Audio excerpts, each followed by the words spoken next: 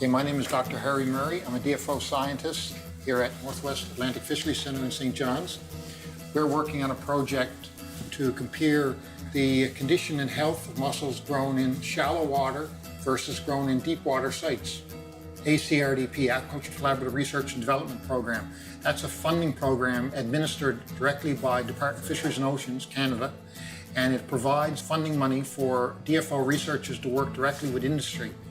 The grower, North Atlantic Processors, whose president is Mr. Terry Mills, Terry came to me with a question about whether or not we could start looking at the idea of growing mussels in the offshore. He's been playing around with the idea for quite a number of years. My name is Terry Mills. I'm with North Atlantic Processors Limited. I'm the plant manager and farm supervisor, and I'm also part owner. We started about 7 years ago in this part of the bay, and we needed extra grow-out sites, and the only place left on the northeast coast was out in the deeper, say, the main ocean.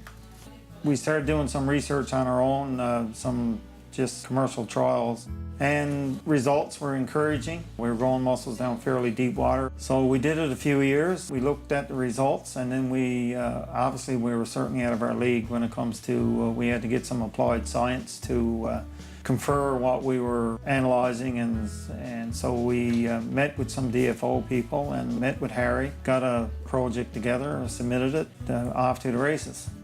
We're out here in Notre Dame Bay in an area called Pleasant View, where we're looking at working on our ACRDP project to study the growth of and health of mussels in deep water versus mussels in shallow water, which is more typical. Deep water culture is not a new thing. It's actually happening in a number of areas around the world, but it is quite new here in Newfoundland. And the idea of going offshore is to increase the overall sustainability of the industry. As part of this project, we've been also collecting environmental data.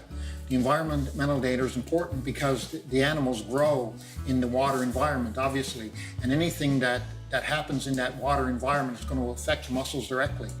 This instrument here is called an echo sound, and it's an oceanographic instrument that allows us to measure various environmental parameters like oxygen, temperature, salinity, and chlorophyll.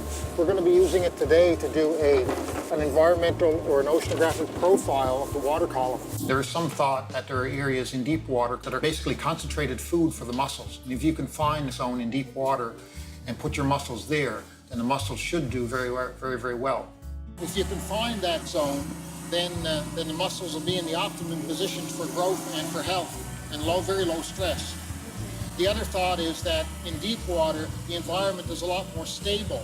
So the animals like a more stable environment. The more stable the environment is, the better they'll be as well. We're learning a tremendous amount. And over this period of time, we were able also to bring in a really fantastic graduate student over there, Daria Galardeg. She's a PhD student working on the project, and she's introduced a lot of really new, really innovative ideas to the whole project. Small. What we are looking into is the physiological stress response of the mussels. So we are looking into some gene of interest that are related to, in particular, to environmental characteristics like temperature or salinity, for example. This is the part of the work where we look at the changes in certain types of enzymes related to the environmental response of the mussels. We know from previous work that's been done that there are certain proteins and their associated genes that can respond to stress factors, changes in salinity, temperature, and such. So we're looking at a group of specific genes related to this type of system. So what we need to do is we need to sample from the gill tissue. We're going to freeze this and bring it back to the laboratory where we can run specific molecular biology tests on this type of tissue to let us know how these genes are responding over time. The results have indicated that mussels grown in deep water seem to do a little better than those grown in shallow water. The project was certainly worthwhile from a science point of view and also from a commercial application to mussel farming in deep water. This work is very important to the industry itself. As the mussel culture industry is expanding, the numbers of these shallow water sites are decreasing, and which becomes a big problem as the industry expands. So it's a good idea to start exploring moving offshore into more deeper areas so that we can maintain or improve on the sustainability of the industry over time. There's still many questions to be answered. We got a lot of questions answered. And I think that this process and this project will certainly be advanced to other parts and other regions of Canada and probably anywhere in the world. This is a mussel sock taken from our South Arm deep site. So the mussels were hanging from 15 meters below the surface for 12 months. And this is what you get. Fantastic mussels.